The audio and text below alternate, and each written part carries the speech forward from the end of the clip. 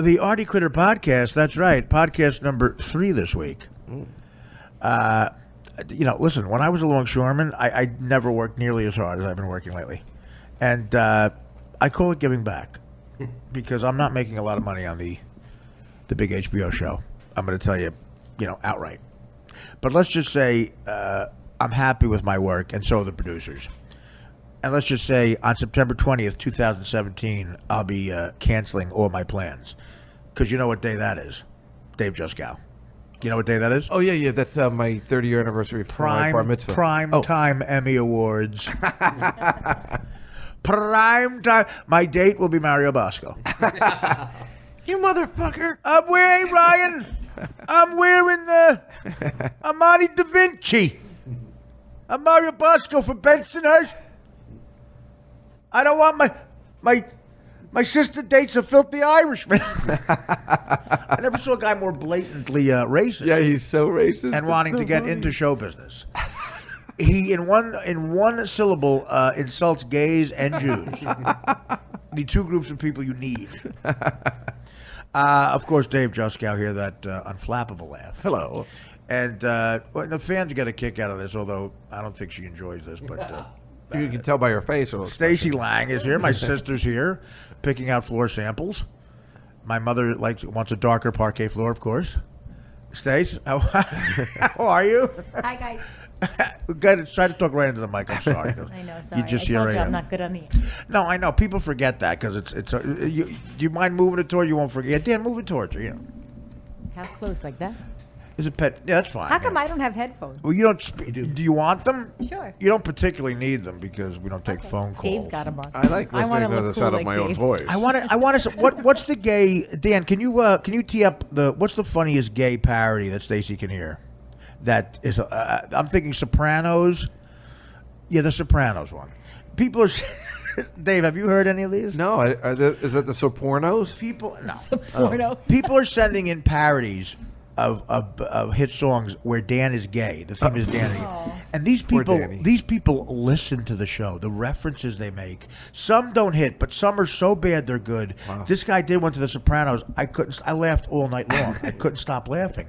And every one of them calls Dan gay. And he just sits there and takes it.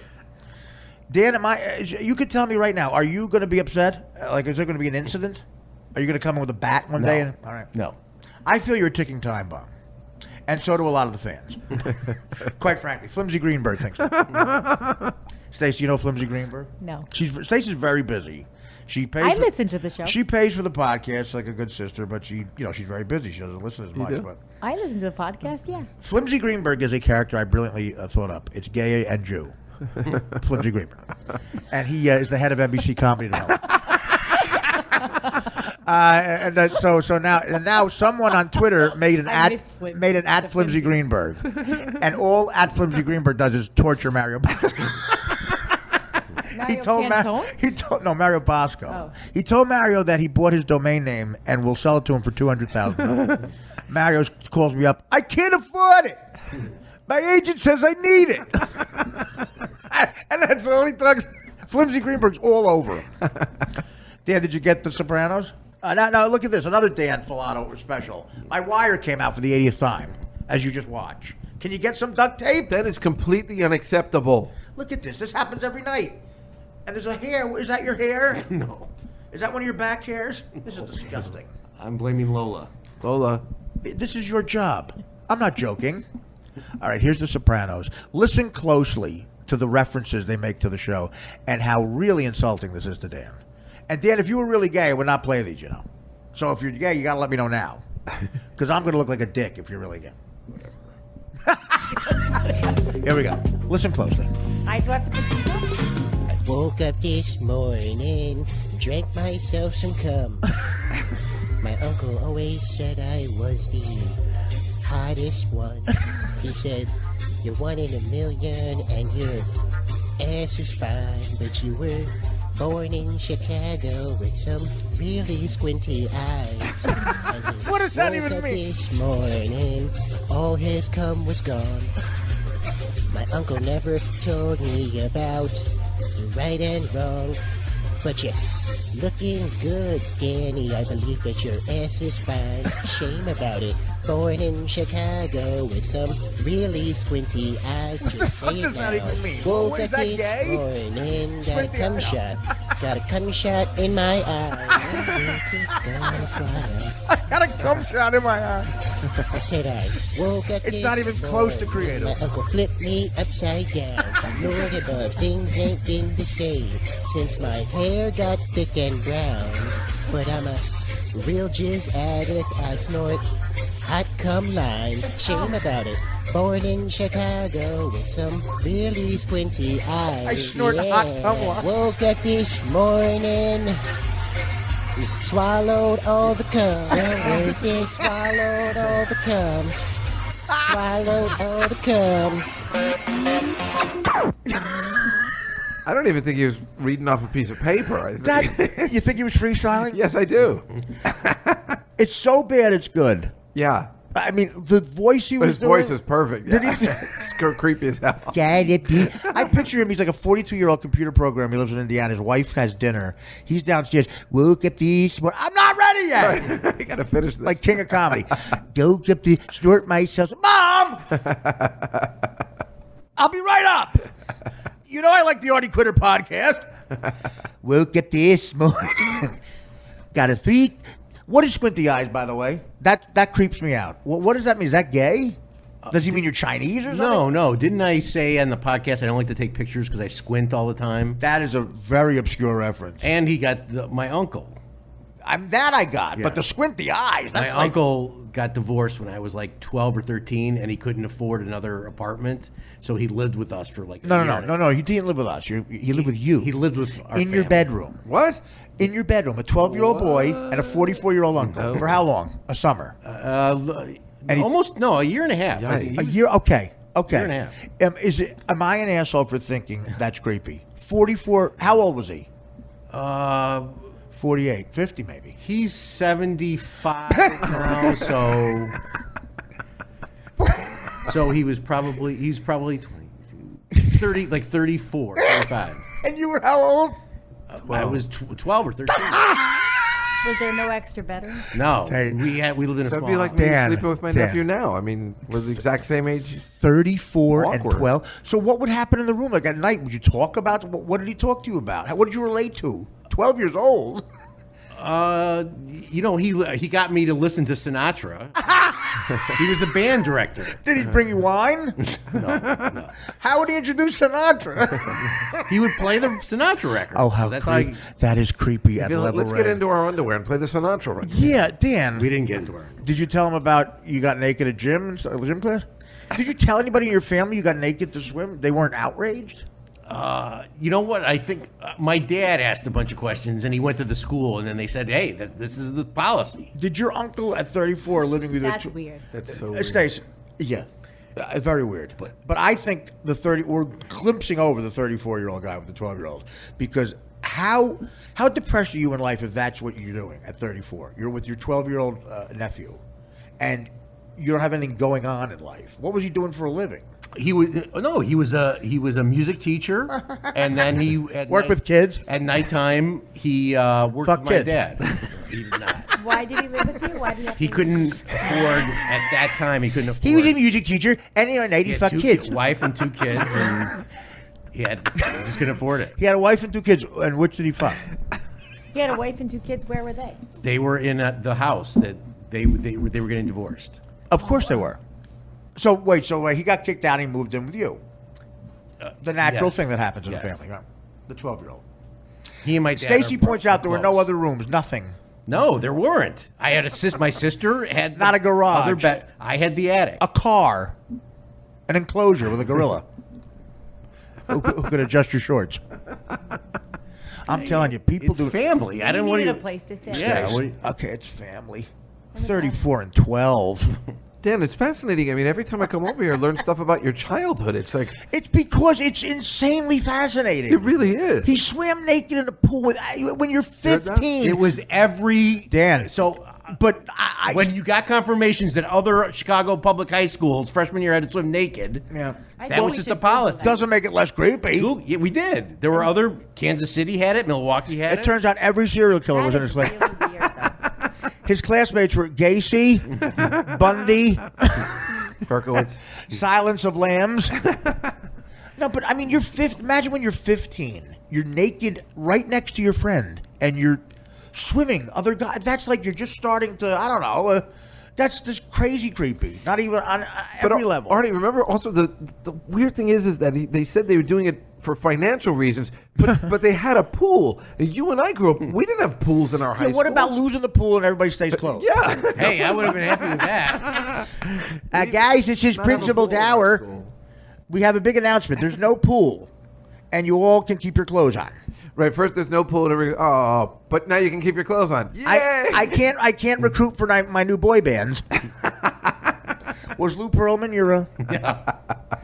The people in the South, the people in Ironically, Florida, the guy, the America's Most Wanted guy. What's his name? The guy from America's Most John Wanted. Walsh. John Walsh. Right. He's got a new show on. Yeah. Okay. The point is Florida. We have to. Everyone's talking about guns, ISIS. We have to discuss the state of Florida. Crazy shit happens there. Yeah, we're gonna need them to secede. Every crazy people go. Think about it. It should be crazy people because that's where everybody moves. Who's good looking, who doesn't think they're talented enough to be in L.A. So they don't have any self-esteem, which means they're nuts. So they go down there. They start taking Molly and synthetic drugs and bath salts and eat your friend's face on the side of the road. Oh my God! And crazy shit happens.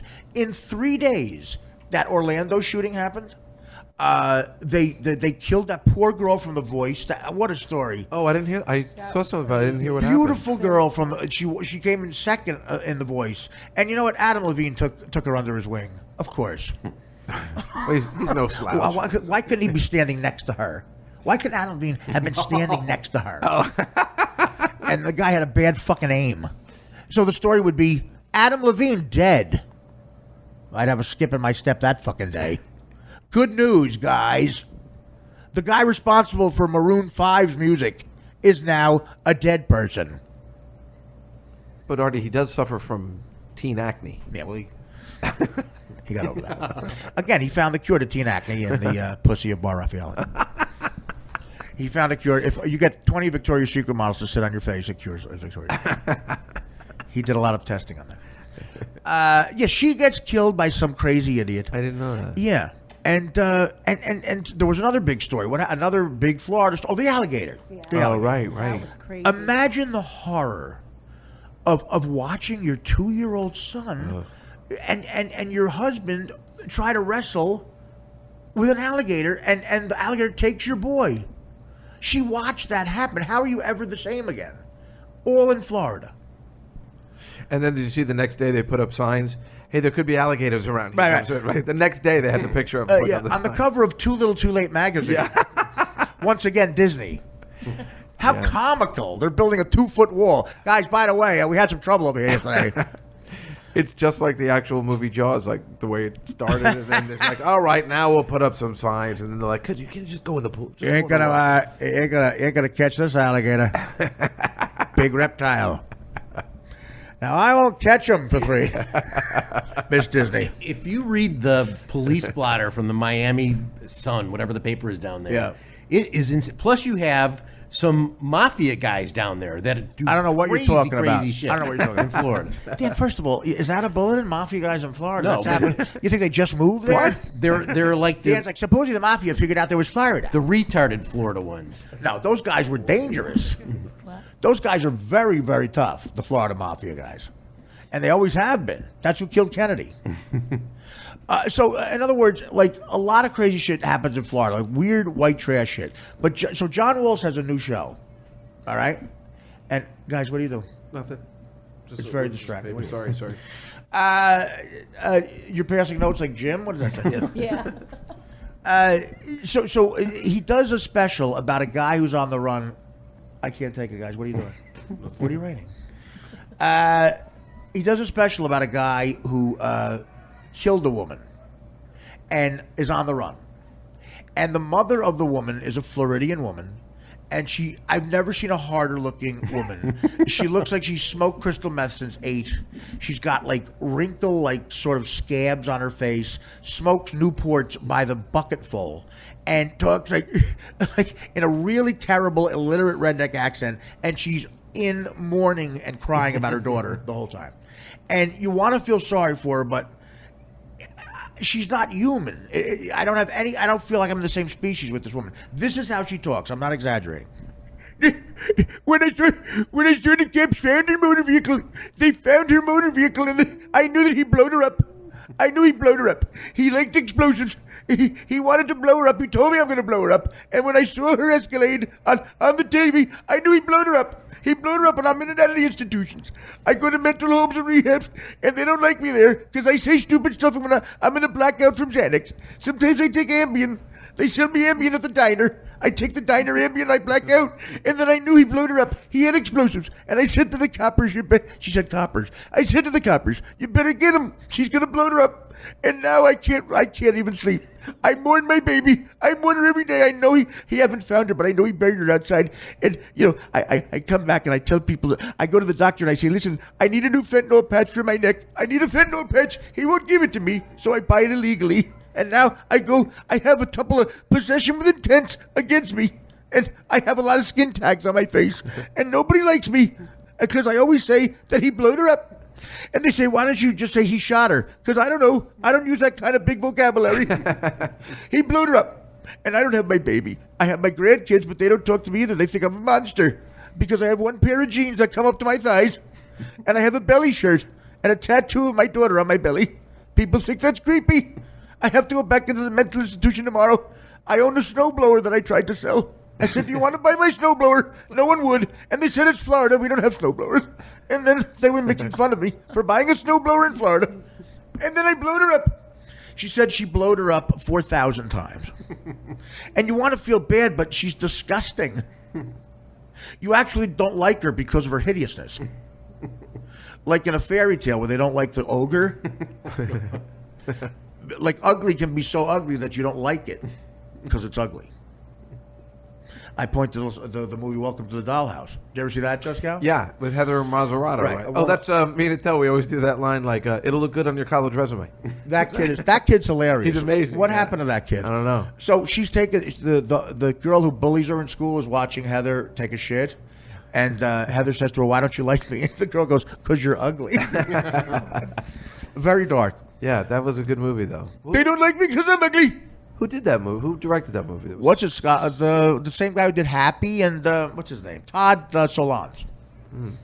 Todd Solondz. That was good, though. That was a good movie. Did you ever see Happy, where Philip Seymour Hoffman plays a pedophile? Is the the darkest one with film the ever. girl from Mom? Is it the Anna Faris? Is that? She's in it. She's in that It's one? the darkest film I've ever seen in my life. No, I never saw it. He blowed her up. Because I like Philip Seymour Hoffman movies. I like guys with 3 names. And now I got to go back. I work down to dry cleaners, and they don't like me anymore because I keep crying. And my mascara's running, and I can't afford food. I'm on the food stamps again, and my daughter won't talk to me because my breath, she says, smells like barbecue. Oh, God. I make a little barbecue because it's cheap. I'm back on the government cheese. She kept saying everything she said was more disgusting than the next.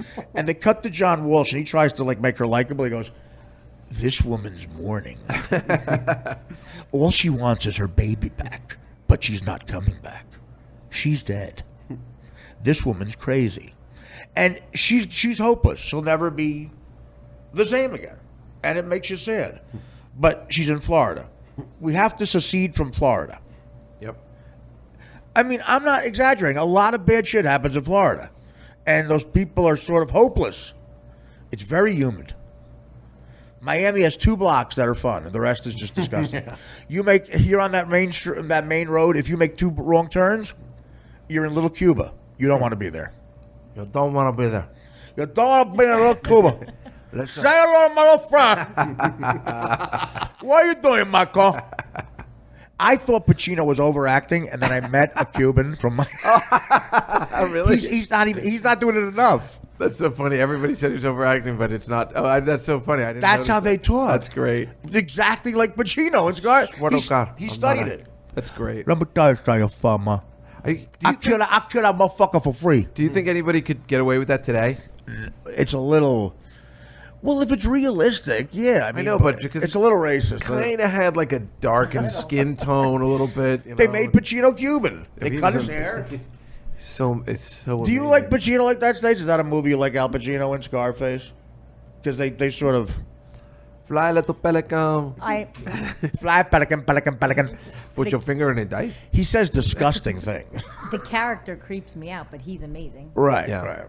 I mean, he said that. Yeah. I mean, the whole darkness of that whole drug scene. Yeah, because your womb is so polluted. Oh, the creepiness of that scene. Like, well, just while you sit around here waiting for me to fuck you. But Michelle Look. Pfeiffer is like the most beautiful So- ever. Well, that's what they do. They even ugly her up from drugs and like being with him. Yeah, She's a good actress, Michelle Pfeiffer. Like, Yeah. she's good in she that. was so gorgeous in that movie. too. gorgeous. She stopped giving a shit. She seemed like she was over Hollywood at one point, and she like She is. I think. got very She's not around. sarcastic. Barbara Walters or somebody was interviewing her once, and she said something that was so real. She goes, well, Barbara Walters said, "What's it like being a star? What do you get to do that you couldn't before?" And she said, "I don't have to go to some bullshit party." That's a cool answer. Yeah, she sounds like she's. Her and her pretty husband cool. are cool. David They're cool. Kelly's loaded.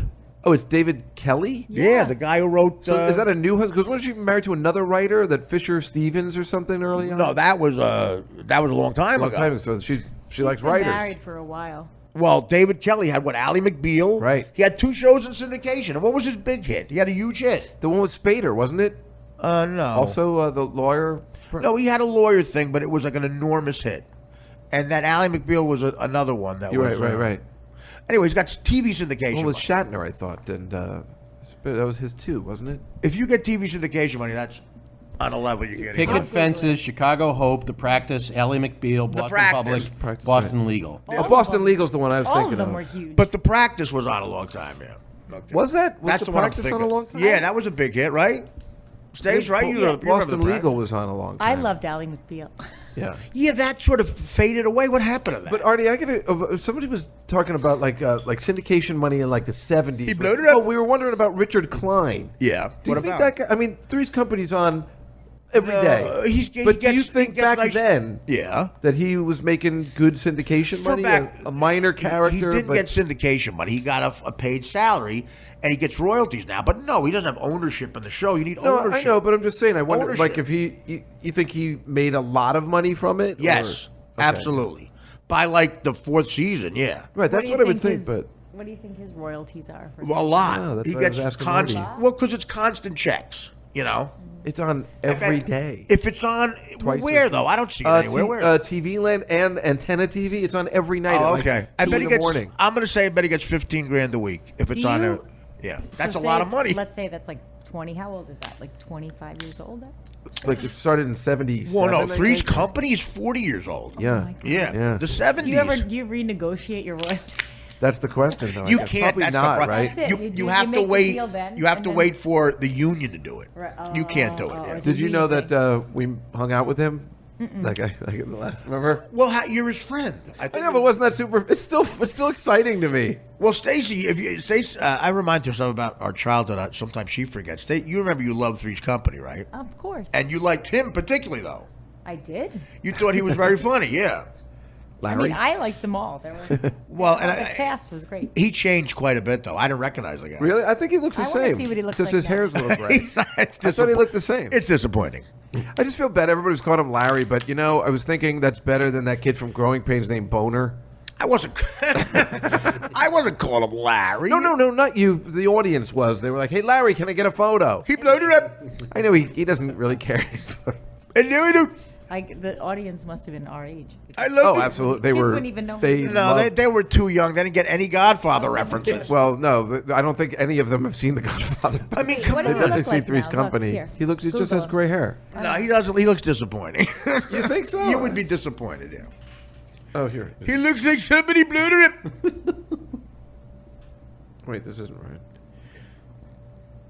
Strong. in Soul Cycle class every with you? day. Well, shut up. That's the other thing we have to talk about. Yeah. Here he is. Thanks, Stace. So Dave comes in. All boy. right.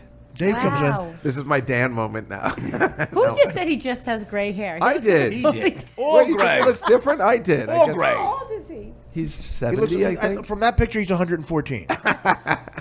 I don't know. Because he just has Meanwhile, gray hair. the line that you came up with on this show was the greatest line of the evening. Yeah, you're welcome. Yeah, I know. No, I know. Thank you. You first of all, Dave, you got the biggest laughs from Godfather stuff because it was Just doing the Brando stuff, you mean?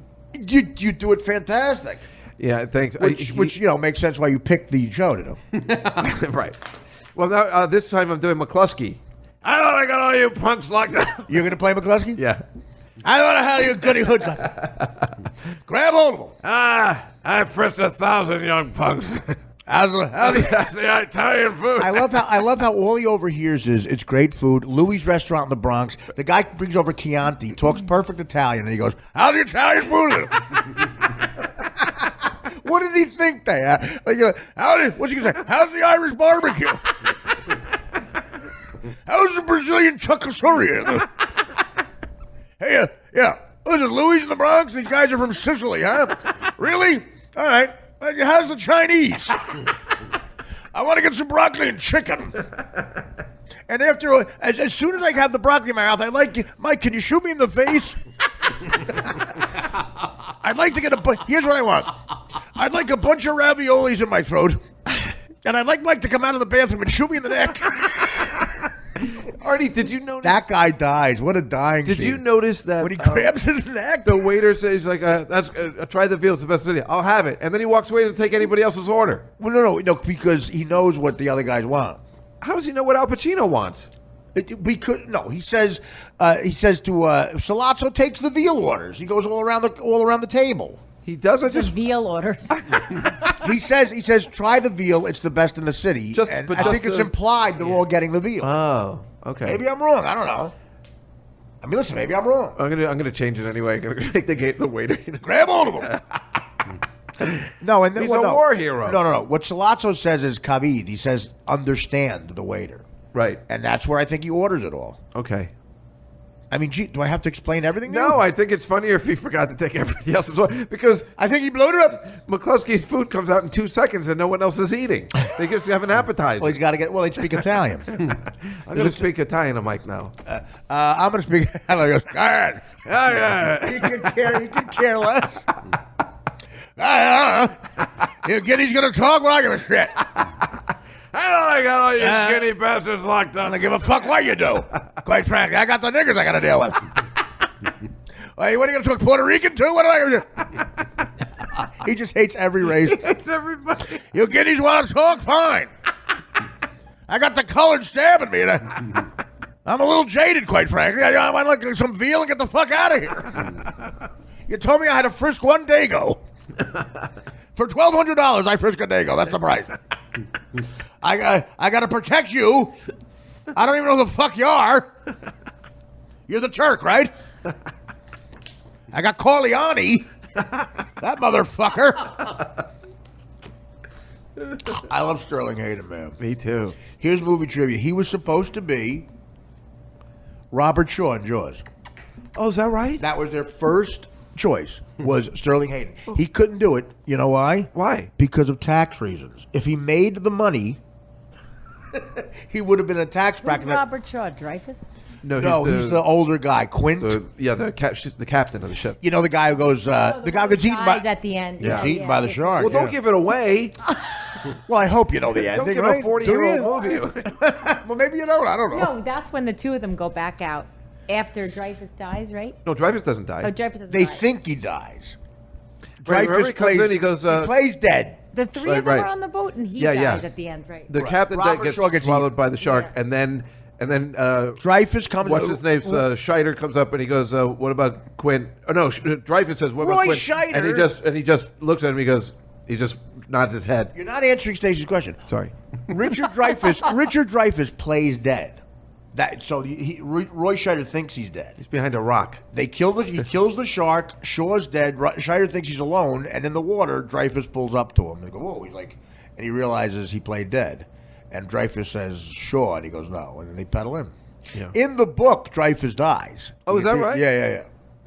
The only that's reason interesting. the documentary's fascinating. The only reason Dreyfus lives is because they got great footage of a great white shark with a B camera in Australia struggling with the cage. And they liked the footage so much they had to put it in the movie, and it didn't make sense if Dreyfus dies. So the only reason Dreyfus doesn't die is because they had that footage. They had a B camera on sharks in Australia the whole shoot. So to try to get great shots of great white sharks. They got one great shot of a great white shark struggling with the cage. And they put it in, and to put it in, Dreyfus has to live. That's why he lives. Because in the book, does Quint live and only Dreyfus dies, or they both die? They both die. Oh. And the Scheider character pedals in by himself. I mean, they could have killed him off. He didn't want to do Jaws 2. So really, what's the...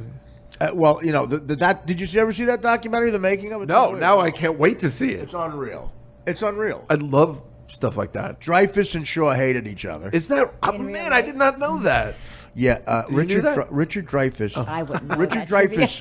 What was the movie he did called the Commitment of Dodie Carmen? What the fuck? The Apprentice of Duddy Kravitz? Whatever that is. Yeah, he got great reviews. Yeah, great reviews, and he brought the New York Times in with the great reviews. And Robert Shaw saw that he was like showing off with the great reviews and got mad. And Dick on both parts actually was drinking every night.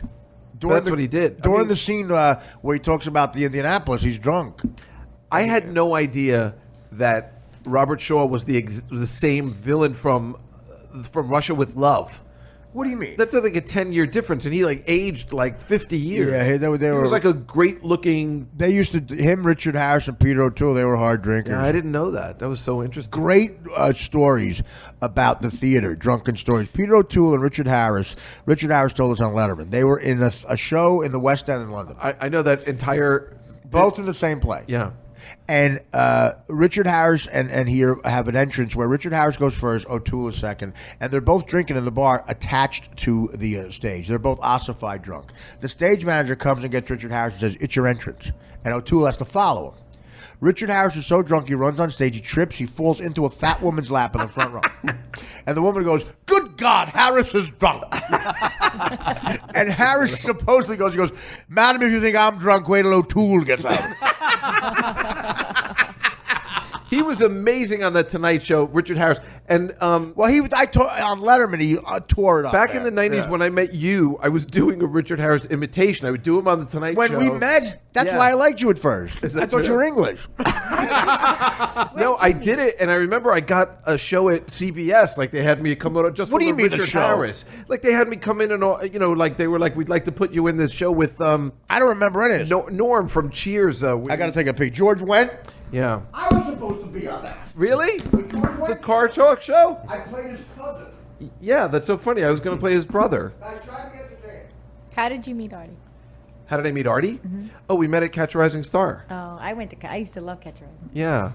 Yeah, but we went through Rick. That's why I was going to. Well, we're not on, or are we?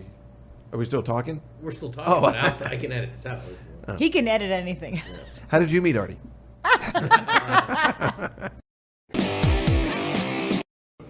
This is an emergency podcast put together by Arthur Lang. Nice. You know, Dave, you were talking about the Sterling Hayden stuff with The Godfather. If you get somebody who likes the movie enough, to me, my favorite stuff might be imitating Sterling Hayden. How rude he is at that dinner. Yeah. He's just this rude Irish guy, and Salazzo is disgusted with him. The look Salazzo gives him, like, oh, God. Yeah, he's had it with him. Well, no, he's like, I got to fucking have this guy in my fucking life. And what we were doing before, I was thinking, what if there was like a Coppola shot a scene like, Sterling, just riff on this and tell some racist jokes, just to be real. What, Francis, what? You were telling me some racist jokes at the audition, like at lunch. No, yeah, but that was just me. That was Sterling. He goes, yeah, but just pretend the McCluskey has the same jokes. All right, I'll do it. Just and Salazzo will riff with you. All right, Al, you good with this? Pacino's like, well, the stint they put in my cheek is hurting. Well, just roll with it, and it would be something like this. I'll have the veal. Hey, you guys like jokes? I'm gonna have a couple of Chiantis. Listen. I got a couple of jokes to break the ice here. Oh, my God. Hey, Mike, did you hear they bombed Italy and the bomb slid off because it was so greasy? Yeah. Sorry about that one. I was a little loud. How many niggas does it take to? How many niggas does it take to roof a house? 7 or 8 if you slice them thin. Oh my God. 7 or 8. Wait a minute. Is it how many? Is it 7? It's 8 or 9. One of the two. 2 niggas. What? Is it 2 niggas? It's 3 niggas. No, 4 niggas and a kike. He's got the joke wrong. It's 2 kikes. I'll get it. Wait a minute. Do you have a phone? I gotta call my cousin. He told me the joke. Give me the phone. Hey, put Jackie on the phone. Yeah. Fuck you, Ma. I'll be home later. Hey, Ma, you know that joke you told me at Thanksgiving? No, at the christening. The joke you told me at the christening. Is it 2 or 3 niggers that walk on the block? It's 3 niggers and it's 2 sand niggers. Oh my God. All right, I know it now. You guys ready? You know, Arabs. Just he's the rudest, most disgusting. Like sauce is coming out of his mouth. They're covered in sauce like blood. Yeah, okay, here. Okay, yeah. This is you're gonna love this one. Chink walks into a bar. Nigger's bartender. Chink says, "Give me a jigger nigger." And he goes, "That's terrible. That's racist." You know, how would you feel if I said something racist? And the Chinese guy goes, "Fine, I don't give a shit." He goes, "Well, yeah, get behind the bar and I'll show you what it's like." So the Chinese guy gets behind the bar. The nigger walks in and goes, "Hey, give me a drink, Chink." Chinese guy goes, "We don't serve niggers." You guys like this? Hey, Cope, Francis, do you like any of this? This is great. This is great, Sterling. Keep going. This is for the DVD reel. What the fuck is a DVD? You goddamn Dagos. How many wops does it take to... 3 wops and a... Is it 2 kikes? Let me call my cousin. He has to call his cousin, but... Oh, that's funny. Priest and a rabbi see a kid. Priest says, "You want to fuck him?" Rabbi goes, "Out or what?" Did you hear me right? The actor playing Cilantro wants to kill him. Are we done with the riff, Francis? How much is the Turk paying you to set up my father? He's paying me two chinks and a... I love the idea that at the audition, Sterling Hayden and Coppola go to lunch and Sterling Hayden gets drunk and tells racist jokes. Hey, Francis, you'll love these fuckers. What are you, one of those faggot directors that doesn't like racist jokes? Where's Jimmy Kahn? He'll love it. Jimmy Kahn told me I gotta go. Hey, did you hear about the Polish hockey team? They drowned in spring training. How do you not laugh at that, fuckface? Is this real Chianti? Coming up on Entertainment Tonight, Sterling Hayden goes crazy. On the set of The Godfather, John Tesh reports. Hey, Tesh, you got an enormous fucking head. Yeah, you don't like these jokes? Coppola. You hear the Polish football team? They drowned in spring training. Sterling, you're not making any sense. Fuck you. And some sad news tonight. Sterling Hayden goes crazy. Apparently they put ecstasy, some drug ecstasy in the wine. I was in an Ambien blackout. I frisked him. Frisked 1,000 young wops. Without papers.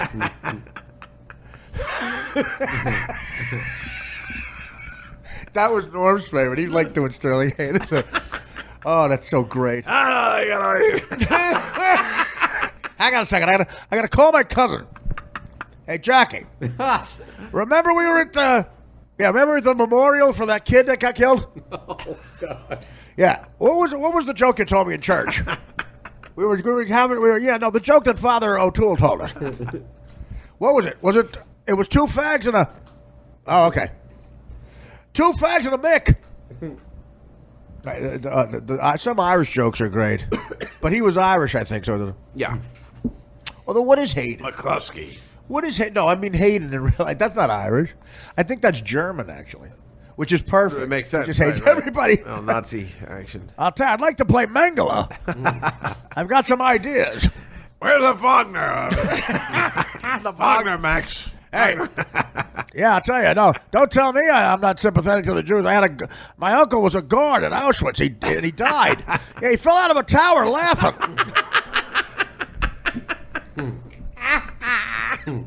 Yeah. Coppola comes over and goes, listen, I was out of line. Stop it now. Fuck you. I'm riffing now, Francis. I think we got enough. Let's call it a day. Roll that camera. Don't you need my coverage? Where's my B-roll? Aren't we over Pacino? If Pacino leaves with off-camera lines, I'm going to fucking kill him. I'm not doing this shit to a PA. Later, he's like, you edited out all my stuff. That's all good shit. You did not edit out the chick nigger joke. Just please tell me you didn't edit that out. I told every fucking cousin of mine. My cousin claims he wrote that joke. You took out the part where I called my cousin. You did not take out the part. He said he was going to watch it. Now I got that crazy maniac Nana. He told all his asshole friends at the Y. He drinks at the American Legion. The American. Listen, Coppola, I'm broke. Can I get a Godfather 2? Well, you're dead. McCluskey goes, yeah, I was thinking I come back as like Pacino has a dream of all the people he killed. And I come back as like the first guy he killed. And he sees me in his dream and I go, hey, you little wop.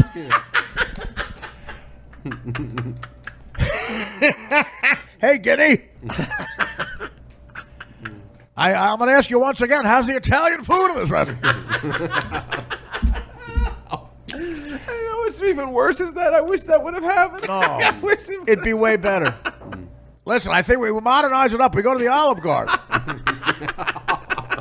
Hey, Tessio goes, hey, yeah, Mike, I know the Olive Garden.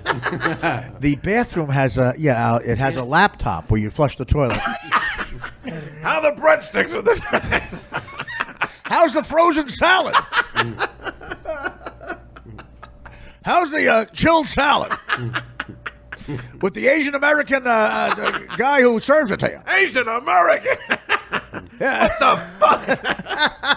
Hey, how about the time we saw the Asian Americans at the ski resort? And I said, you want to hit the slopes?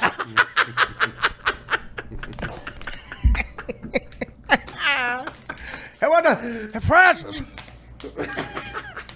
Hey, I got drunk and thought of a nickname. Me and my cousin thought of a good nickname for you. How about it? Francis Ford Dopola. That's Sterling. That's out of line. Right.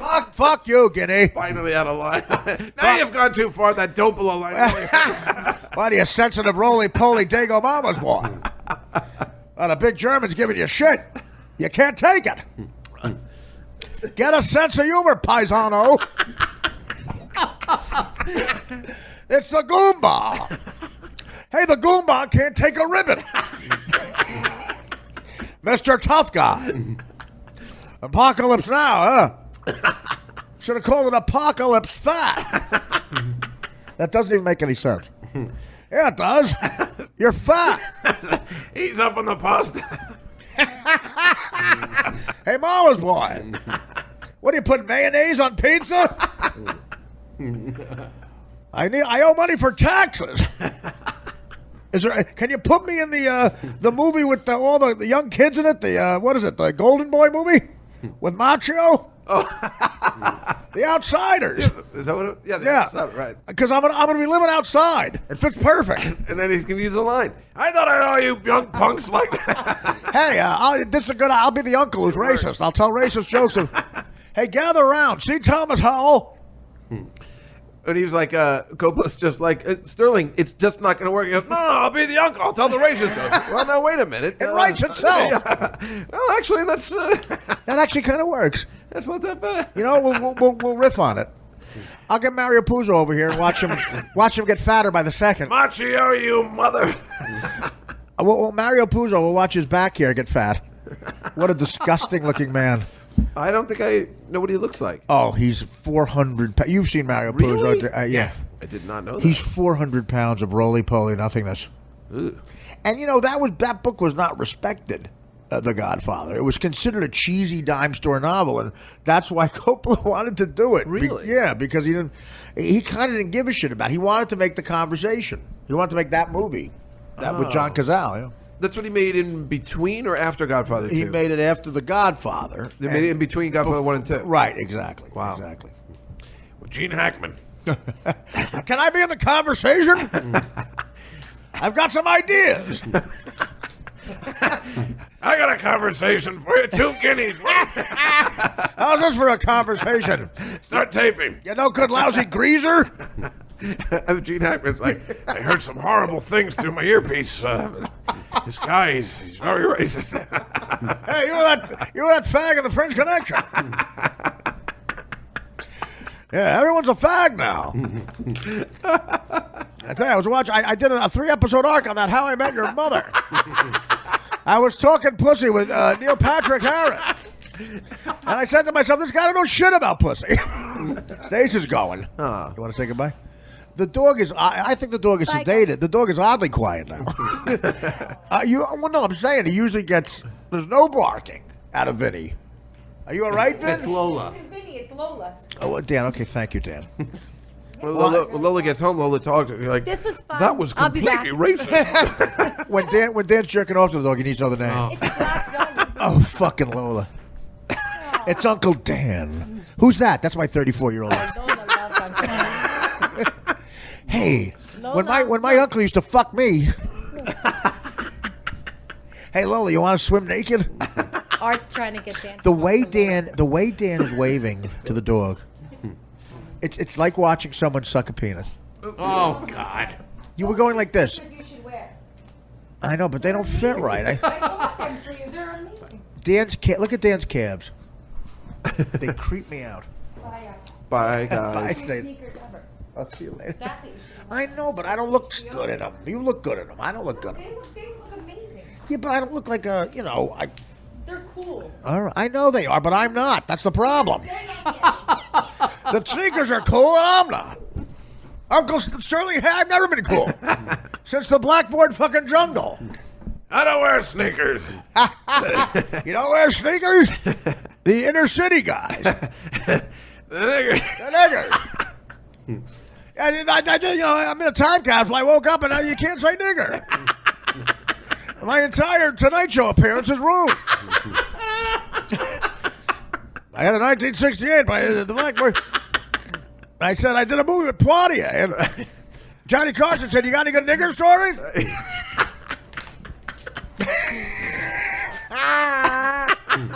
Hey, Shirley Hayden. Yeah, Coppola wants me to riff. Is cousin Jackie there? Jackie O'Hara. Yeah, tell your mother to put the bedpan down. She's hit me with a rolling pin. See, that's the kind of thing where it's hard to have a just guy here. I'll do this for 14 days. I have no problem with that. Now, you're, this is, I'm trying to do Johnny Carson. Sterling, you're in a... Hey, Johnny! You're in a new... How you doing? You're in a new picture. I am. And, how did you get... What is your character? Well, this kike producer, Ruddy. All right, what's the kike who does all the blow? The tan little fag. Oh, Dreyfus. No, Harry something. What's his name? They did the kid in the picture. Kid stays in the picture. Oh, Bob Evans. Bob Evans. Bob Evans. That creepy fucking bearded New Yorker. Crazy guy. That's what I call Jews, bearded New Yorkers. We make up new. Me and my cousin is always Irish. We make up new slurs. The new slur for blacks is moon crickets. Well, we always love having my next guest. He's always animated. Sorry. I just spit out water. I think you just blew him up. He's got a new picture. Oh, that's great. Yeah. Listen to this banter. Listen, hey, John, listen to how I busted the wop on Coppola's balls. I said, hey, Francis Ford Coppola. You'll like this. I did the same thing. I did a movie with, I did a guest spot in Goodfellas. They cut me out of Goodfellas. So now I said, hey, Martin Scorsese. I came up with that unless my cousin Jackie claims he came up with it. I said, no, Jack, you came up with the nigger chink. You know who got his part? Bob Golub. Right. That's where I thought you were going. I said, listen. First of all, For sure. I made up that. I improvised that in the audition. And then Golub takes it. If I see Golub, I'm going to confront him. That was in the fucking script by the time you got because I auditioned first. And if he says no, I'm going to grab hold of him. Hold him tight. I thought I had all you old fucking racist comics locked up. So yeah, the line said in the movie and the audition, "Hey, you got a phone? Somebody stole my phone." And So what did you change it to? Well, I'm trying to tell you. You little interrupter. Just smoke your cigarette and you blow into your ascot, you little fruit. All right. By the way, I banged Angie Dickinson before you and Sinatra. All right, so I improvised. I go to the diner. First of all, the two greasers, Leota and fucking Wapo Pesci, who comes up to me and says, in Italian, Pesci means fish. Really? You know what means fish to me? Fish, you little kitty. Get away from me. How's the Italian food in your mom's ass? That was out of line. Well, he could have been at that scene where they're at his mother's house in Goodfellas. Yeah. How's the Italian food at your mother's house? Hey, listen, get a knife from your fat mother. We need to hack the paw. We hit a deer. Hoof, hoof. We hit a deer named Billy Bats. We hit a deer that looks exactly like Frank Vincent. The deer, yeah. Imagine if a deer looked like Frank Vincent with a white beard. Come on, you feel strong? And he was the Frank Vincent part. Wreck my fucking party. Hey, why don't you get your shine box? I said, no, I'd rather change it to, I changed it, why don't you get your shine? Like you had a black box. And Scorsese said, no, shine box. I said, shine box is black pussy. Let's go out and get some shine box. No, Sterling, you're actually extra disgusting right now. You never said shine box? What are you, a fag? What are you, one of these little guys who is politically correct? What are you, one of these non-Trump voters? Who you want, Hillary in there with her fat ass? What if he was the Pesci part that he could do all the lines like, No, trying to bring this Jew broad. She has a lot of money. These Jews from Five Town. Gotta help me out. How about the back job away in Seacock? I'm in the weeds. A cop comes up and he says, what are you telling? I said, Bing, what are you doing? Go fuck your mother. Pow, ping. No, you said I'm funny. You said it. No, wait, Anthony, he's a big boy. Forget about tonight. Forget it. So I said, jerk off. No, he's Maury. Listen, Jimmy is being an unconscionable ball breaker.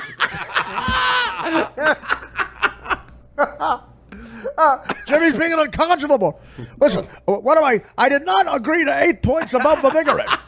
Now, what am I, something special? Am I a schmuck on wheels? Do I gotta say the word schmuck? It sounds too Jewy. Fuck him, I want my money. I've been cultivating this caper for years. Maury's wing. Let's go. You can go in a pool. I'm gonna get Bella Danish.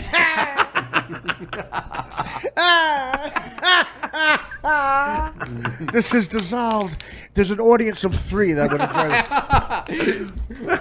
Sterling Hayden would not get the references. Yeah. That's the best example of all. I'm a bit of a drinker. Sterling Hayden would not get the reference. I'm working on a new character, a Yankee announcer, John Sterling Hayden. I'll tell you, Jaybird, you can trade a Jesse Barfield, but he just threw a bullet into Steve Sack. Look at some of these scores against the A's, Jaybird. 12-9, 18-2. There's no goddamn whop pitching. Every whop from Ralph Branca, every jig from Don Newcomb. I like baseball before Jiggy Robinson. I used to call him Jig. He got insulted. He was an educated little fag. I like uneducated blacks. Why are they retiring that number anyway? 42.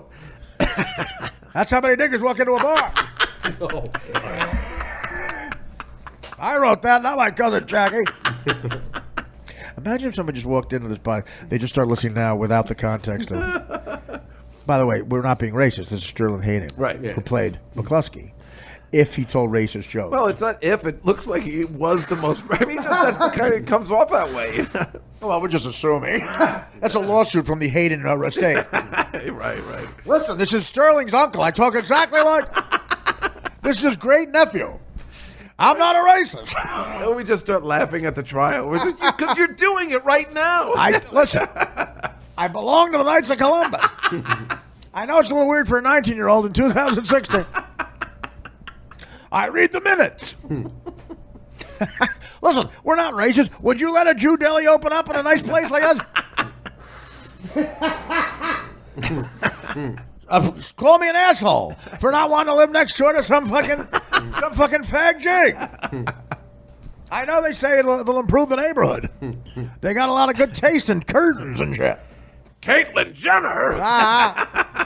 Listen, Bruce Jenner has a fucking twat. You think I'm going to sit still for that? I fought in World War II for this fucking country. For this asshole to win the fucking decathlon, whatever the fuck it was. Did you say the decathlon? Yeah, that's what I call it. He became a dyke. He says he still likes pussy. That's true. Likes pussy so much he got one. That little Brody Jenner kid, he's keeping his dick. Plowing through pussy like crazy. I bet me and him have a lot of in common strange. I don't know. I started taking Molly. This is what happens. I'm dating a young fucking cunt actress. She likes Molly. I'm dating that chick that fucking Johnny Depp just fucking jettisoned. Yeah. I gotta tell you, these heroin chic models, you gotta watch them. All right, this has been the most fun 20 minutes. God, that is like, I want to know if anybody really understands why we have fun doing that. I don't know if I understand. Oh God, your crowd not understand. My crowd. It's made for this. Basically, that's why. That's what the Artie Lang show was on DirecTV. This is the pitch. This is all I want to do. When a manager says to me, "What's the show?" This is it. I want Just Gal to come over here and pretend he has a Soul Cycle class. I want Dan to give me wrong information about it. I want to talk for a little while and eventually get to Sterling Hayden telling racist jokes. What the hell? It's Sterling Hayden talking to Don Zimmer. All right, it's Don Zimmer. Hey, are you the one who's doing everything with Jeter's wife except fuck her? That's right. Derek had it written in the contract for the marriage that all he has to do is fuck her, and the rest I do. I go to her sister's wedding. I take her shopping. I listen to her bullshit fucking sad stories about the light of the CVS being still broken. Wow, that's a fucking hell job. And you don't get any of that pussy? That's sweet Hannah Davis pussy. Is she a foreigner? I think she's a foreigner. Yeah, that comes out like Portuguese or some shit. I hate them. They're filthy. You ever fuck a Portuguese chick at the Port Authority? In the stall? In the ladies' room? By the way, the Jenna is the LGBTQ guys. Are they getting a new bathroom? Is there going to be a third bathroom at the Port Authority? I ain't going in there.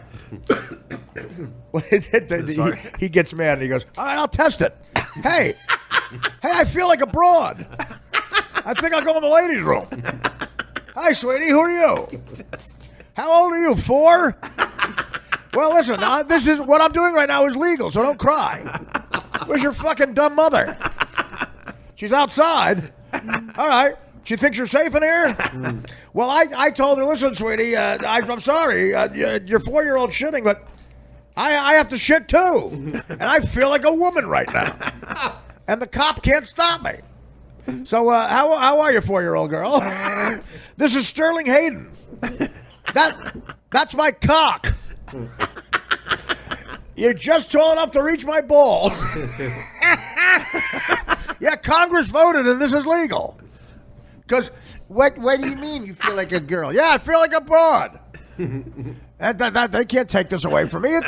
It's my constitutional right to piss in your face. All right, take care. I believe Ed Asner feels like a girl too. He'll be in a second.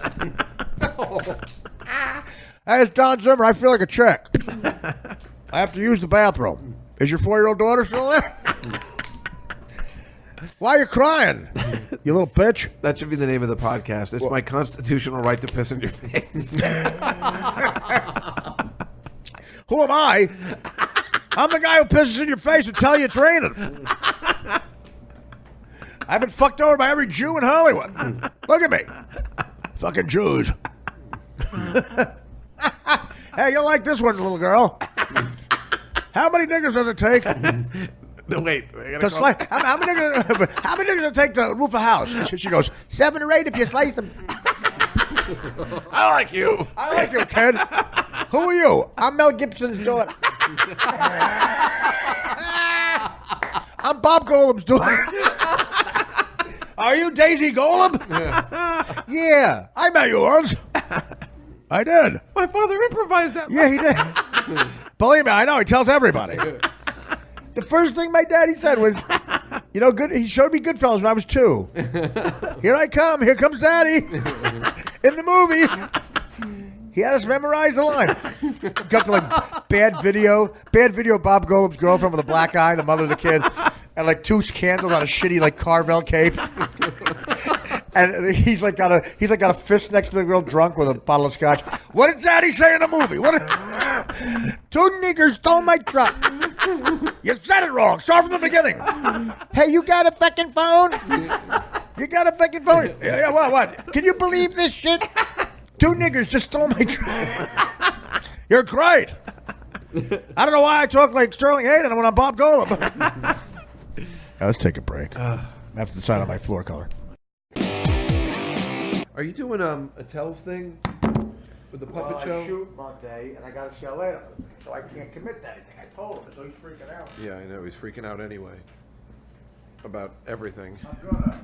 He's, You all right? he's okay. He just... We're fucking back. We're going right into Hayden. We might not do anything else.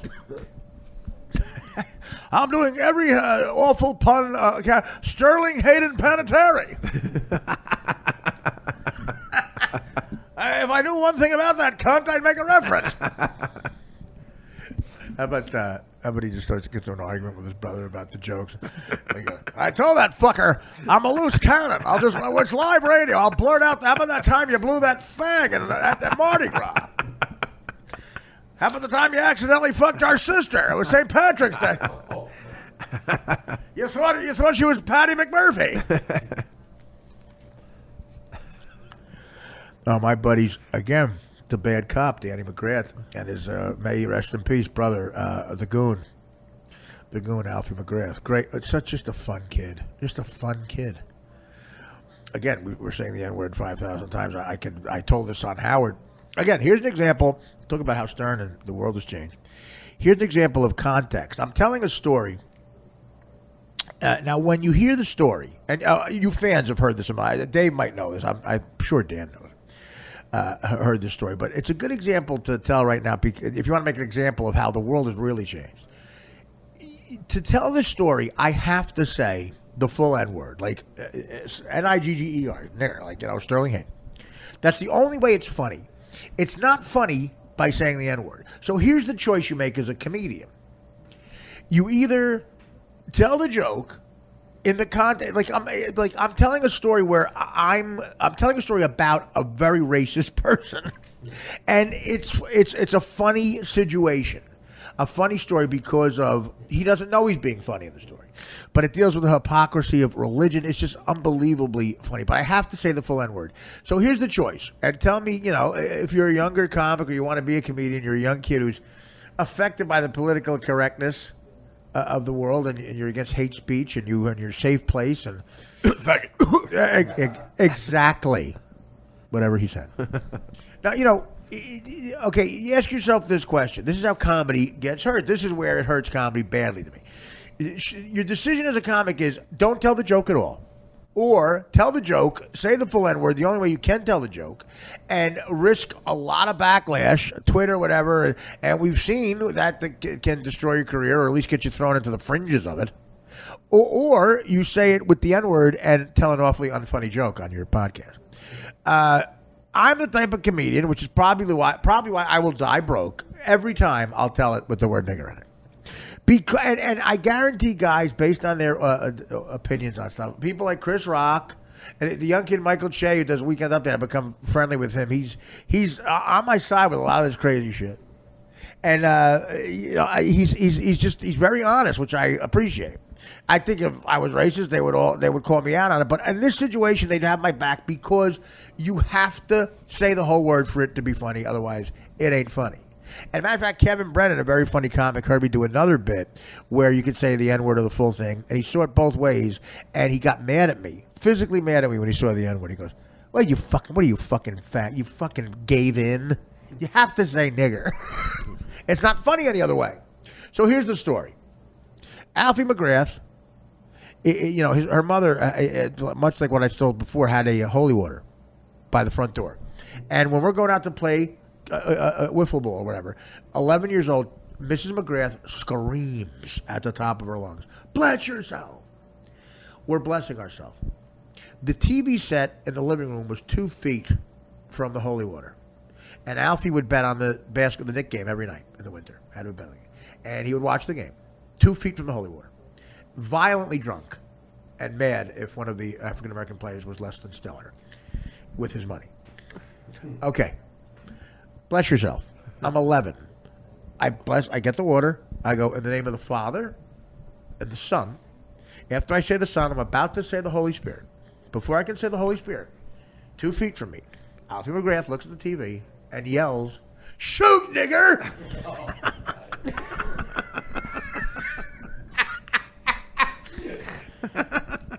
If I'm lying, I'm dying.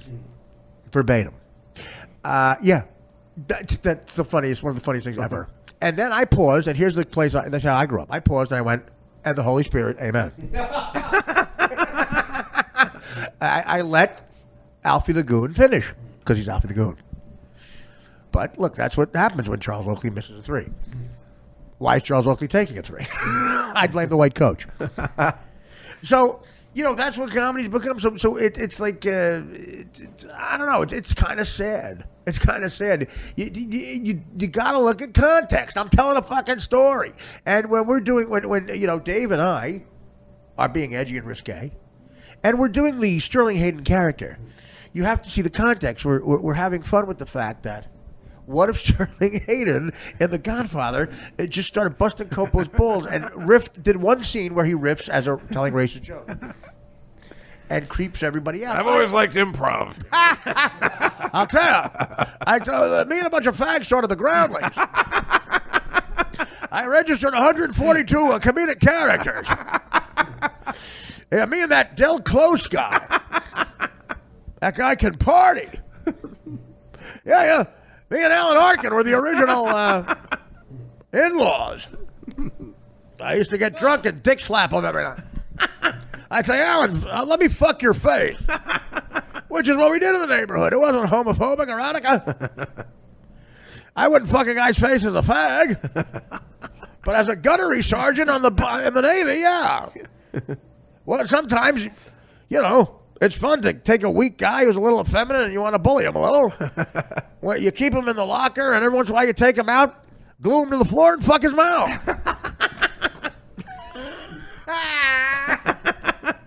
Yeah. What the fuck? We all did it. We all did it. I tell you, sometimes you forget the kid's in there. You open up the locker to fuck his mouth, you're horny. He's in there for 4 days. Covered in shit and piss. And I'm like, God damn it, somebody remembered to feed you. He'd be crying. And I said, listen, I'll get you some counseling and some antidepressants, but I'm kind of horny. I got to glue you to the floor and fuck your mouth. Sometimes we'd glue hair around his mouth and write the word pussy. And scene. This is called the Uncensored Podcast. Yeah, I pitched that to the segment producer at Fallon. I was going to do it on Colbert. I said, Stephen, the segment producers had the idea. Stephen wants to know if you know anything about Elizabeth Warren. He's doing a whole bit about her, and he understands the producer of your show loves her. The guy with the weird calves. Very liberal.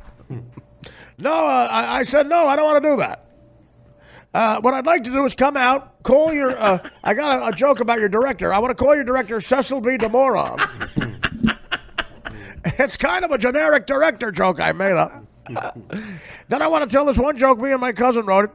I mean, I don't know if you have bleeps or delay. It's got the word digger in it 17 times. Then I want to tell the story about the guy we stuffed in the locker in the Navy. Nerdy kid we used to bully. He was kind of effeminate. We drew a fake cock into his mouth with a Sharpie, put him in a locker, and we'd take him out every once in a while. We were horny. We'd write the word pussy on his nose, point an arrow to his mouth, tape some hair to his mouth, and fuck his mouth. About 4 of us would come in there, and we were all Navy SEALs. It psyched us up. You can't kill Bin Laden with your ball sack full of cum. And you can't jerk off. That wouldn't be right. So we don't have any pussy. We use the next thing. An effeminate guy's mouth. So how's that? Will Colbert like it?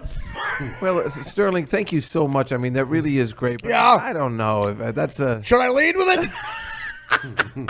Should I forget the joke I did with my brother?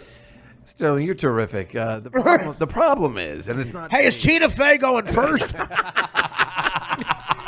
Because I was thinking if she could stay out there, she could play the guy. I don't know if she'd be up for that. Really? What is she, too aloof? Miss Big Shot.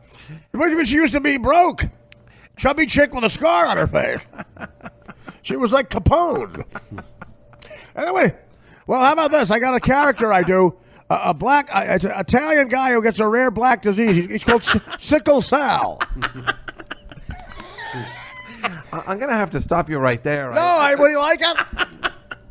I tell Sickle Sal sings songs. I'm black and I'm dying. It's a rare disease I got. Well, I don't know if we can get the rights to that. So. Whitey doesn't get it. The rights to what? I made the fucking thing up. Oh, that was. Oh, I didn't know. Hey, you're not Frank Smiley, are you? I'm just asking. I know. I realize you're above 4'2". Hey, I got it. If you're Frank Smiley, can I roast you out there? What about this one? Hey, in Frank Smiley's driver's license picture, you can see his feet. Do you like that? I'm starting to think Colbert doesn't like me. Will I be asked back if I just crowbar in the fucking the guy's mouth? No, Steven loves you. It's just that he does. Yeah, it's just a little off for us. We're not. Hey, all right, not for nothing. Can I give some critiques on the monologue? Why does he do cheerleader kicks first? And is he doing the character or not the character? What the fuck is the character? Hey, do a Bill Maher impression. New rule. I'm an asshole. That's the whole thing. New rule. I'm an asshole. That's going to be dynamite. Dynamite. Who are you, Jimmy Walker? I wrote that for that jig. The Comedy Store one night. I couldn't play Quint because of tax evasion. Gave it to that money-hungry Mick Shaw. Goddamn limey. I go down there and I see this little colored kid, a skinny little free string bean. And he's with John Amos, the actor. They said they just got a show. And they were with someone who looked like they sponsored a kid from Africa. And I said, that's nice. So you got a show. You're sponsoring a disgusting, ugly, chubby kid from Africa. And they said, no, that's the woman playing my wife. That's Florida. I said, the state of Florida? John Amos laughed secretly at that. That's what I gave John Amos, the great character. John Amos and Andy. I said, change the script. Go, hello there, Florida. Might you be so kind as to get me some fucking work? Do you mind if I fuck Walona? Dynamite. Jimmy Walker's sitting there. What do I do, Sterling? What do I do? And I said, you just say dynamite. And then wait for and then just buy a Malibu house. That's an unbelievable story. Thanks, Johnny. You're the only guy who let me tell that story. Now, will you let me tell you? I know this is just rehearsal. Can I tell it on air? No, wait a minute. They're at his house. You let me tell it at your house party. I don't remember. You remember? I came over with George Goebel. I was George Goebel's designated driver. The fucking references. Hey, by the way, that night I fucked George Goebel in the mouth. I taped him to the Pacific Coast Highway by Zuma Beach. Came down his mouth 3 times. I forgot him. Left him on the side of the road. Next day I picked up the LA Times, full story. Comedian George Goebel's mouth raped. Zuma Beach News. I rolled over and told the fucking Hawaiian whore I was with to get the fuck out. I gotta go untape my friend from the highway.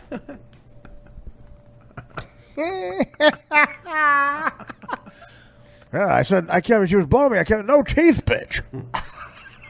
I thought of that. That was you. Yeah. Oh. Thank you, John. Yes. Hell, yeah, no. Glad you put on a couple. Hey, Ed, how's the Italian food in your... It's good. Looks like it's good. Hey, where's my publisher clearinghouse? It will not be turned down. Yeah. Can you be turned out? Hey, what if I put you on the street? I'll be your pimp. I'll be your Snoop Dogg. Can I beat you with my sneaker?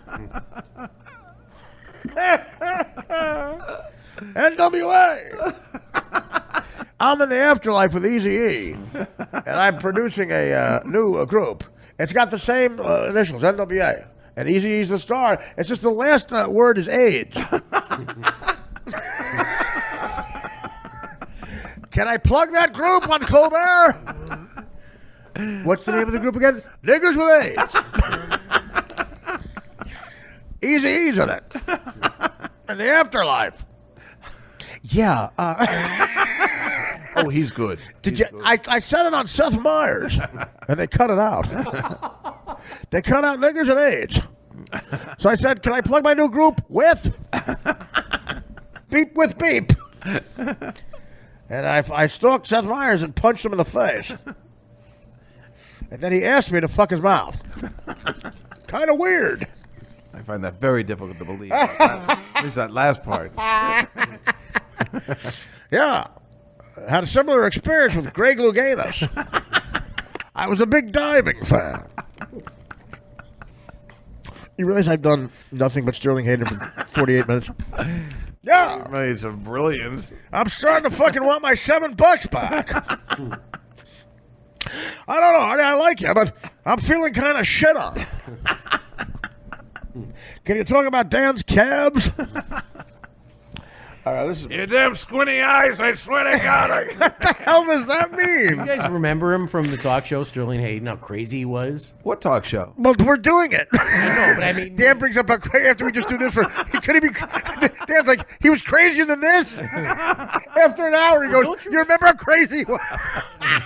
Dan, we're doing him as crazy, don't you think? But don't you remember, like, he kidnapped his kids to the Bahamas or something? Remember that? No. He told that was a panel story?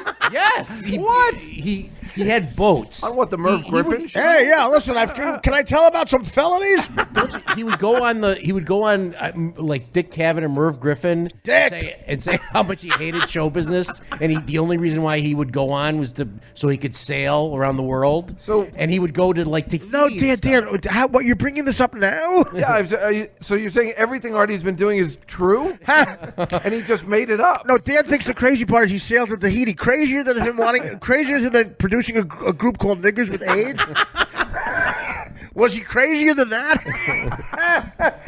It's a little anticlimactic, this story. Murph, I don't mind telling you. How about the time I kidnapped Frank Sinatra Jr.? That was me.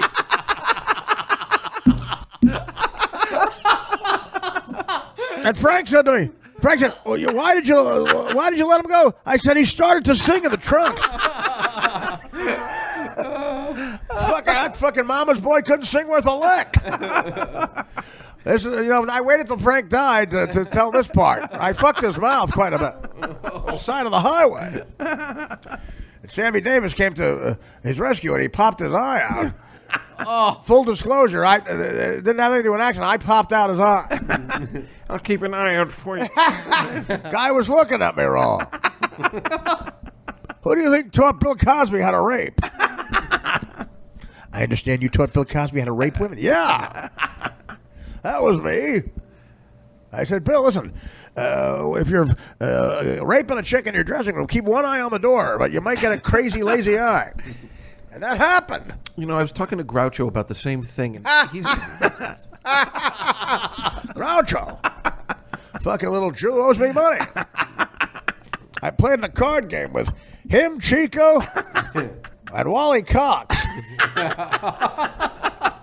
Wally Cox would just come back. Brando would drop him off. Wally Cox would have a bloody ass. A bloody ass and a black eye. And we said, what happened? Marlon can be passionate. Wait, is that the guy? What happened? Well, to tell the truth, is Wally Cox the guy Brando fucked, Dan? Ew, really? He what? hung around with him. He's like his right. Well, it was right. Yeah. Yeah, he fucked. Was he the host of To Tell the Truth or one of those other game shows? Well, he didn't tell the truth. Wasn't he the voice of Underdog? To come out. Yes. Yeah, to tell the truth. I fucked Brando. Yeah, that's right. That would have to be the finale. Was he? Yeah, wasn't it? Tell the truth. I don't know. Is that? Bill Cullen and Wally Cox. I used to mix up. Oh, I love Bill Cullen. He had a peg leg, right? Bill Cullen did? Yeah, one of them. Yeah, he had a peg leg. Yeah, up his ass. I used to imitate him in high school all the time. He had Peggy Cass up his ass. I imitated him in high school. Yeah, we just did the peg that leg. Must have been attractive to the women. Oh, I got laid constant. The women were so hot. That and my Sterling Hayden imitation. Our pussy gets wet when you do Bill Cullen. I like your pussy. Now get over here. Hey, here's my line. How about some pussy?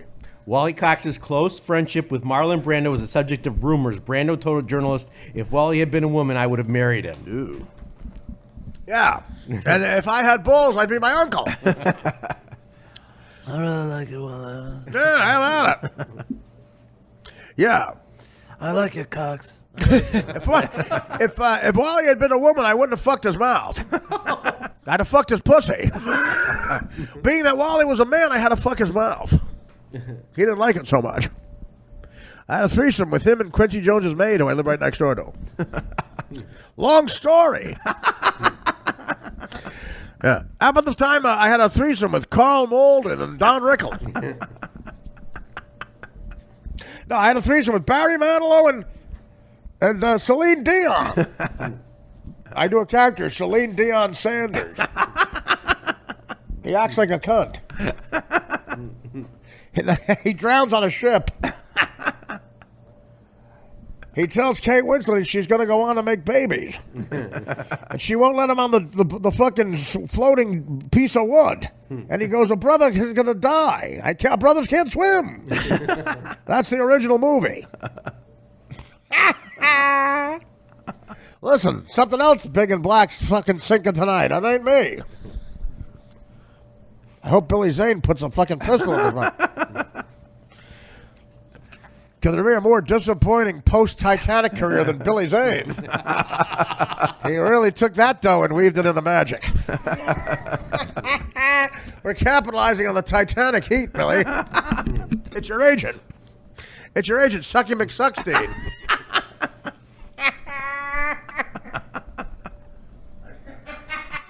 I'm driving through Can't Get You a Job Canyon. I'm driving you through movie Pariah Gulch. Just signed this new kid, Heath Ledger. He's gonna fuck the shit out of Jake Gyllenhaal. Well, yeah, the rabbit kid. Donnie Darky. That's what I used to. No, that's what we called the black guy who gave up the home run. Donnie. No, this is Donnie Darko. Oh no, I'm told that's a different character. I do Donnie Darky. It was about Don Newcomb. That's what we called him when he got to the Dodgers. Who are you, Donnie Darky? Me and Sal Magley and the Southern guy who set Jackie Robinson's cousins on fire. And Donnie Darky goes deep. That Darky hits it again. Donnie Darky. Listen, we have to bleep out Donnie Darky. Fuck you. Nobody bleeps out what I say. Grab hold of him. He just gets two guys from the audience to grab Colbert. Grab hold of him. I thought I had all you effeminate left-wing liberals locked up. Grab hold of him. All right. Oh, come on. He's a Comedy Central hero. He's doing the same fucking character. He's being sarcastic and condescending. I don't say. How do you? What's the difference? He's the same guy. Grab hold of him. And then I'm going to fuck James Corden. Oh. That tubby little fucking shitbag full of cum. But he's a Broadway hero. Of course he is. Broadway hero, yeah. Right first letters, right first and last letters, H and O. Change ER to O and M and we got something. Corden. Yeah, he's a real, that guy's a regular fucking James Caan. He's a real hipster, that guy. He's got a beard. I enjoy your carpool karaoke. Yeah. I caught the carpool karaoke, you and Adele. Looked like two fat chicks having ice cream. I heard it went viral. I just hope the viral was HIV. I caught your speech at the Tonys. Very touching. The LGBT community loved it. They hate your guts, too. You're the LBGT WTF community. What the fuck? Like a lot of the hipsters in Williamsburg, he has a beard. It's called Mrs. Corden. I understand you're very hip. You have a beard. No, I don't. Oh, I heard it differently then. Some of the guys at the Rainbow Room are talking about it. Me and Tommy Lee were over the Rainbow talking about Corden. And other fat chicks we fought. Somehow your name came up. I'm going to stop before I'm working construction Tuesday. This has been the Sterling Hayden 4 hours. Totally worth it. Yeah, this is why you have Dave Juskow. Yeah. That's why you do it. This is why, here's the order. This is why you buy the equipment. This is why you meet Dan Filao. Have him tell me what equipment to buy. Give him the money. Have him pocket $3,000, which he does with everything. You think I'm skimming off the top, Mike? You think I'm skimming off the top part? You're unlucky. Yeah. Look around. You got the fucking 2 microphones left over when you went to high school. Hot beer and 2 sandwiches left over when you went to high school. I'll tell you, this ISIS, you know what I won't say? I'll say everything else. I won't say Islamic terrorism. That's offensive.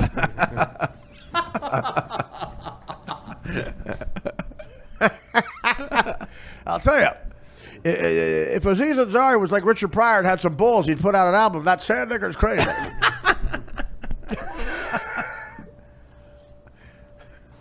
Bicentennial sand nigger. Yeah.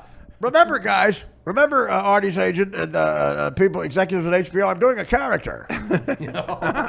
Sterling Hayden, and he's racist. I hate him. Remember, Artie Lang hates Sterling Hayden for being racist and homophobic. Why you little? Well, you little whippersnapper. Yeah, I miss some of the old stuff. I got a lot of great jokes I wrote with my cousin. We dated a mailman once. He gave us letterhead. We're working on it. Yeah. You know, Donald Trump, the whores, when they give you a fucking blowjob while you're shitting, it's now called a Trumpkin. He's taking over. He's starting a new Trump University at Syracuse, the Orangeman. Is any of this resonating? That's pretty good, though. That's pretty good. I got my niggas in Paris, so we're going gorilla. And you see now, Sterling, you just went a little too far after that. I'm sorry. How about Rod Sterling Hayden? If you could just stop using the N-word for 10 minutes. I can't do it. We could definitely put you on the show. I'll tell you, no. Whenever something, when I'm in pain, I yell at it when I'm shitting. Can I ask you a question? Would you be interested in your own... Nigger! What? I didn't hear you. I was shouting nigger.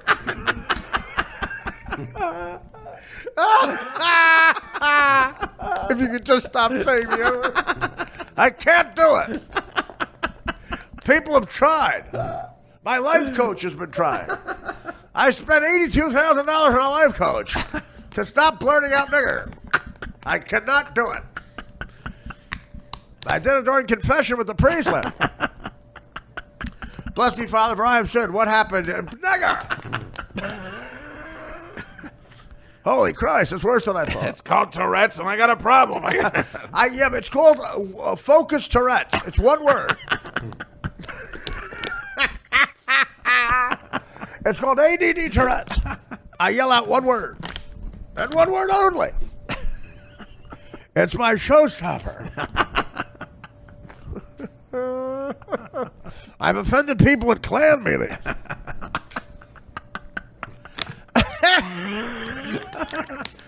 Yeah. I pitched a show at CBS. And they said, what's the title? And I said, well, get ready. Well, I'll do this. So I won't say the title. I'll give you this clever version of it. Picture this as the CBS promo on Thursday nights. After an all-new How I Met Your Mother, the premiere of Nigger. Two broke niggers. Two broke nigger girl.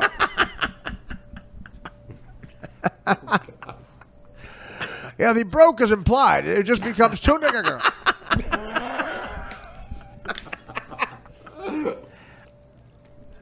Why, you little telling me how to do my business? We gotta bring it back. We gotta bring it back. Did you change the word nigger to African American? You little punk telling me my business. What do you think bought me this outfit? Yeah. Like he's been doing it forever, but he does bring it back, and he's like, stand him up. I got thrown out of my transcendental meditation. Who knew your mantra couldn't be the word nigger? Sterling, what's your mantra? Nigger! Well, see here we try not to. Nigger! Fuck you! This is very awkward. It is. Could you stop screaming it? I don't know. It sounds better that way. It's more effective. A lot of jigs can't hear well. When they're kids, their ears get eaten out by a pit bull. That's my theory. You're lucky that, fortunately, at this transcendental meditation place, the Italian food here is very. How's the nigger food in this restaurant? For a while in the 70s, I was saying Wap Dago. That was effective back then. Quite frankly, it doesn't work now. You got to step it up a notch. All right, we got to close this. Dan, Dave, your plugs. I'll be at the Boom Boom Room in Harlem I'm gonna be at the Coconut Lounge. I'll be The chicks are doing the monkey and the boogaloo. I'll be at the Apollo Theater. All right. Actually, I'm going to be on the wrap-up show on July 28th. Stern? Yeah. Play this bit. Over his cat story. Also, we got the Godfather coming up with... Howard's got a story about cats, yeah. Nigger! We got the Godfather show coming up August 2nd. So what is that? He books guests on the wrap-up show, can't get on the regular show. I Who just hosts asked to the- be on the wrap-up show. Does Rappaport host a wrap-up show? No, thank God, I don't think so. I thought that. Then I said, I didn't understand it, but then I said, wait a minute, is it a pun on his name, Rappaport? Oh, no, it's just Bubba Booey and John Hein. It's Rappaport with a W. The original winger. No, I'm excited about that, though. That's going to be fun. I used to love going on the wrap-up show. Yeah. But I used to it's love because you on the wrap-up Well, it's show. because I always did something insanely offensive. Yeah, which was played the next day. John Hein would always like, okay, Artie today on heroin was snoring during Kathy Griffin's crime story about telling her mother she won the Emmy. Yeah, that was the right move. That's the best thing ever. I'm sleeping. I'm snoring while she's telling a sentimental. She's crying. I won an Emmy, Howard, yeah, and I got to tell my mother. Do you want Artie to go to the other room? Yes, please. I kicked the makeup woman in the other room so I could sleep. They let me sleep. I woke up at 4 in the afternoon. Everybody was gone. I remember. I freaked out. Where the hell am I? Who the hell's that? Riley Morton. I'll say. I'll depend on the bitch for laundry. Who the hell are you? I'm Riley Morton. Who are you? Sterling Hayden. Hey, looking at you, I just thought of a nickname. Want to hear it? I don't want to buy your symbol. The fuck is that? All right, Dan, your plugs? Well, I'll be Dan. Read off the plug. Got to read off the plug every time, and a lot for the cop. All right, tag it with it. You want to play a new gay song to end? Sure. Okay, one of the new gay songs. Dan will pick out one of the better ones and send it in for Dan. We'll end with that. This was a 3-hour. Yeah, wrap-up show. A lot of exciting shit. It's always funny with the great Dave Juskow. Thank you, Thanks, Dave. Artie. This was a lot of Dan. fun. This was nothing but fun. Dan, by the way, the writing's on the wall. I think Dan knows something I don't. We might be getting canceled, and he's trying to get another job. He has not laughed at a lot of offensive stuff lately. I noticed he has really dummied up with something really offensive. Interesting. When I said nigger faggots, you didn't even laugh. Not true. You usually laugh at that. Of course, I was always fucking you. Remember, he was in character. Who was the... yeah, please. Can we say that? Dan, put that on my Wikipedia. Dan, Artie doing racist character, Sterling Hayden. Racist, homophobic, anti-Italian Irish, anti-black, anti-whatever, fag. Character. Dan, what's this one? Set it up. Who sent this in? This is from Vinny, once again. And He's great, Vinny Montag. Yes, and he's it's the Biggie Smalls, Mo Money, Mo Problems. Okay, we'll end with this. The great Dave Juskow, another great podcast, another great week.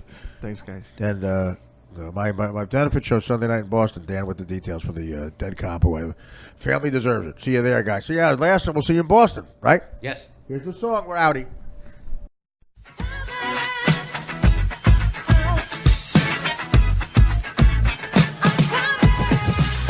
I don't know what Artie wants from me. It's like as soon as I interrupt, he makes fun of me. I don't know what Artie wants from me. It's like as soon as I interrupt, he makes fun of me.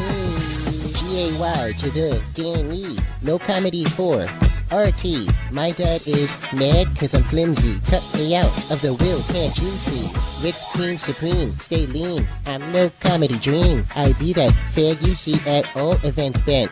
Gazing, hostings, dicks I'm holding. Quick cheers, I told ya. Artie ain't nice to me. I whine too much. I pry too much. Get on the mic, fans boo too much. I guess because I never do too much. My uncle never touched, never that. If he did, ain't no problem, cause I'm a fag. Where the true players at? My yellow calves in the sky, waving side to side, and I keep them high while I'm giving Joe the eye. Artie, please, comedically, can't you see that I'm lost and I need my dad's fortune? Yeah. Ain't coming out. I ain't coming